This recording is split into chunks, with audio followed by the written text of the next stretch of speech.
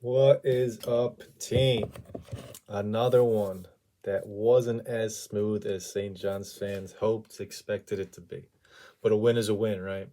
I know we're going to look back 3 days from now and just know this is a win. But during this 40 minutes on the court, it wasn't pretty, right? St. Francis came out, they took an early lead, they hit some shots. Now, I will say the first three they hit was really well contested. They hit that. And then they started hitting some open shots, and their confidence continued to grow. Then they started hitting some lucky shots. You know, think of that bank shot from the top of key. Think of that rush shot at the end of the shot clock with 1 second left. But those shots are a culmination of the confidence growing because we were giving them good looks.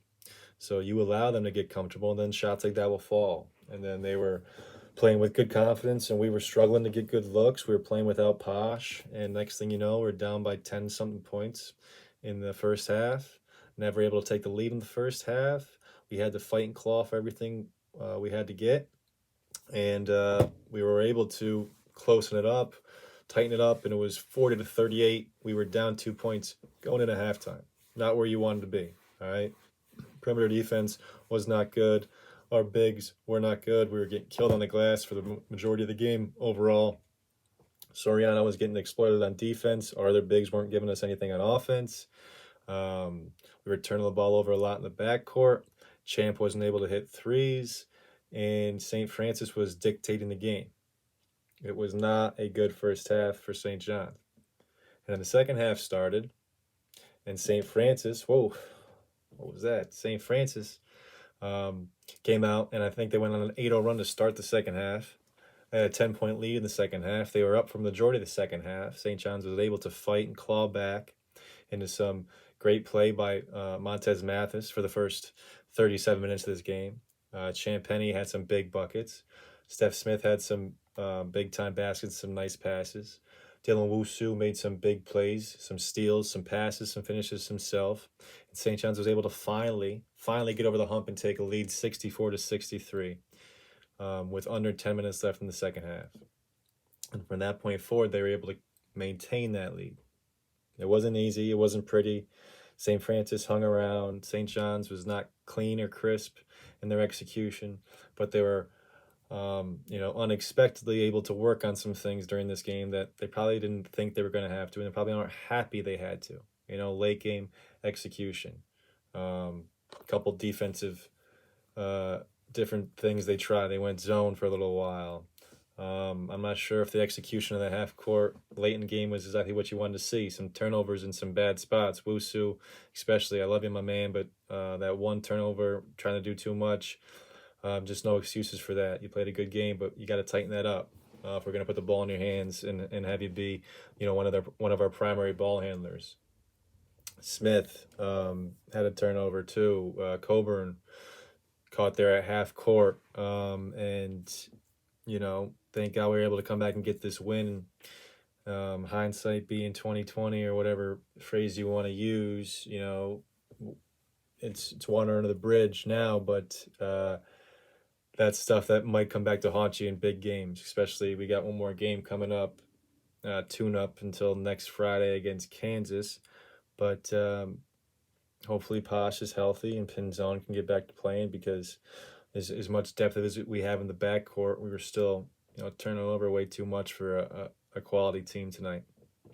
What do you think, Steve? Yeah, Steve agrees.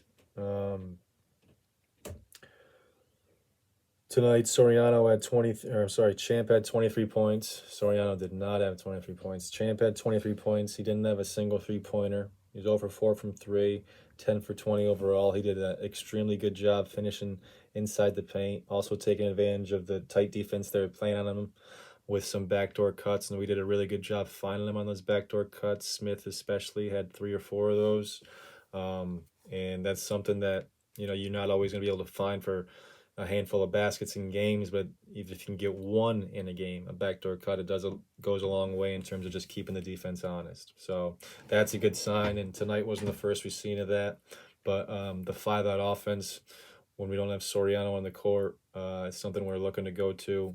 I'd like to still see some more sets, some more screens set for Champagny, Coburn getting looks. Still haven't really seen it. We had one play to start the game, a beautiful play to start the game. Um, kind of like a hammer screen on the baseline. Got Soriano a nice baseline screen. He caught a nice pass from Usu and he dunked it to finish it. But other than that, not many set plays. But Soriano, or I'm sorry, I keep saying Soriano. Champ had a great overall game. Yeah, come on now, come on now. I lost the box score. Champ had 23 points. If I can find this.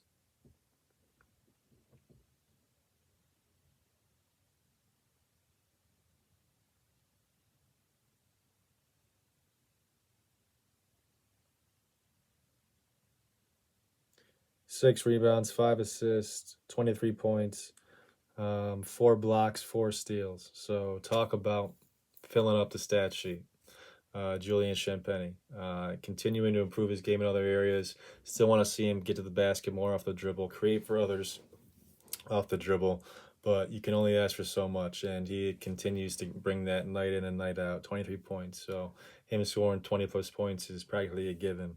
Wusu had 10 points, 7 rebounds, 4 steals. Did have 5 turnovers. That's way too many.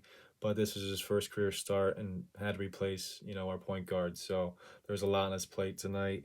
It says 4 assists. Again, guys, I'm telling you, they're not giving him one. He had at least 5. He also had a couple beautiful passes in the first half. That one bounce pass, pocket pass to Soriano, who missed the dunk real early in the game. He had a really good game overall, some tough finishes. Aside from those turnovers, I thought he was great. Mathis played a phenomenal game for the first 38 minutes. He was fantastic, making shots, taking great shots, playing good defense, getting out in the break, making some good passes, helping out on the boards. And then he missed those 2 free throws, had a couple turnovers, had a bad foul, kind of fell apart at the end there. He did play 38 minutes, so maybe that has something to do with it.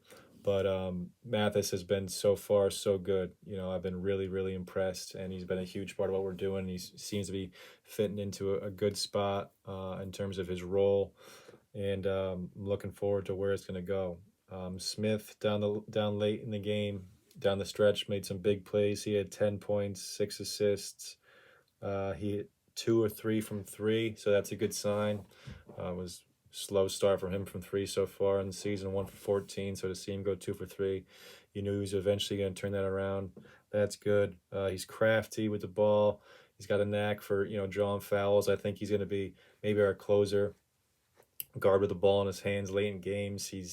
I think he could more easily get a shot off than Posh can. He's not the distributor that Posh is, but in a late game situation where the defense is clamping up and everyone's geared up to get one stop, you got to be able to score, pass, shoot, drive, get to the rim. You want as many options as possible, and I think Posh can kind of be geared up against. It's kind of difficult for him to get a shot off when all eyes are on him. Every other, and that's not a knock on Posh. That's just a personal opinion. When everyone is looking at Posh to score, I think he struggles to score. Smith, I think, is more equipped to get a shot off for him or somebody else in late game situations. Just my personal opinion. Wusu, too, in pick and rolls can create for others. I think that's an option. But still, we saw tonight just how much we miss Posh, and it's a lot. And it is a lot. Offensively, setting everybody up. Defensively, spearheading exactly what it is we want to do, which is pressure the other team, create turnovers, get out in the break. And tonight, we could see just how much we missed that. The bench tonight, Wheeler had a really good stretch in the first half, sparked us. He had 6 points, 2 rebounds, 2 blocks. Didn't play much in the second half. Didn't help us on the boards, and we were getting killed on the boards.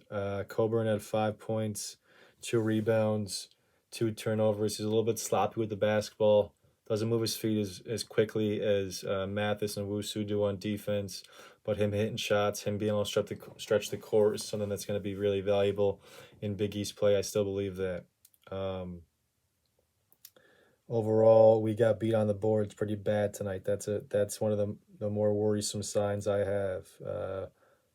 40-26 overall on the boards against St. Francis. So high expectations for our front court coming in from a lot of people. You know how it's going to be such an easy upgrade from last year, and we weren't going to miss any of the contributions we got from those guys. And I think the guys we have now at their best, they are an upgrade. I think Soriano, once he gets comfortable, I think he's, a huge presence that we should be happy to have. I think Wheeler has all the athletic ability in the world, and I think he's got Big Ten experience. We got to figure out the best way to use him. I think Stanley, as he gets better and gets more comfortable playing college basketball, brings a lot to the table. But they're not shoo-ins. They're not guaranteed upgrades. They're not guys who are going to perform every night at a high level. I don't think that'd be fair to expect that. So we're going to rely a lot on Champagnie and Posh, just like last year. And then hopefully these role guys, these contributors we have at both the guard, the wing, and the bigs, enough of them can contribute on nights, and we can put together a really good season. But I think to just expect our role players or our non-stars to be good on every single night is too much. And we'll see that for most teams in the Big East. So we'll probably go as far as Posh and Champ take us. But I am high on this team still, even with these two losses. I think St. John's, I think college basketball in general has a knack for playing down to their competition. You would like to see us blow these teams out like we did the first 2 games of the year. Not always going to happen. The excitement, the energy wears down. Teams, they scout you. They know what to expect.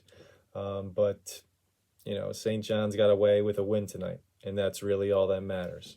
And they have one more tune-up before a huge opportunity.